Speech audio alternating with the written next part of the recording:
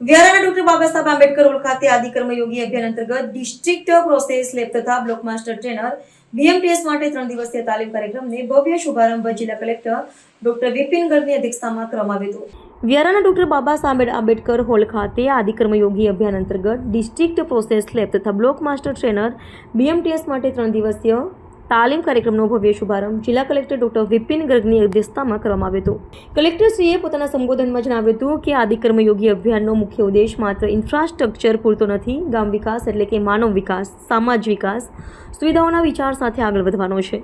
તેમણે ભારપૂર્વક જણાવ્યું કે સુવિધાઓનો સાચો લાભ ત્યારે જ મળે જ્યારે ગામના લોકો શિક્ષિત, સ્વસ્થ અને આત્મનિર્ભર બનશે। સાથે જ આદિજાતિ સમુદાય સુધી સરકારી યોજનાઓનો લાભ સમયસર પહોંચાડવો, સેવાઓની ગુણવત્તા સુધારવી અને ખૂટતી સુવિધાઓનું નિરાકરણ લાવવું પણ અગત્યનું છે। વધુમાં કલેક્ટરશ્રીએ આ 3 દિવસીય તાલીમ દ્વારા વિવિધ કાર્યોમાં નવીનતા લાવવા અને સકારાત્મક અભિગમ સાથે કામગીરી કરવા અનુરોધ કર્યો હતો।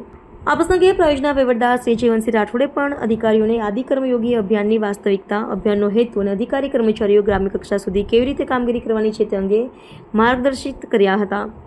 નોંધનીય છે કે આદિ કર્મયોગી ભારત સરકારના આદિજાતિ મંત્રાલય દ્વારા આરંભ કરાયેલ એક દ્રષ્ટિવાન કેડર આધારિત પ્રયાસ છે, જેનો મુખ્ય ઉદ્દેશ આદિવાસી વિસ્તારોમાં ગ્રામ્ય શાસન અને સેવા વિતરણને સુધારવાનો છે।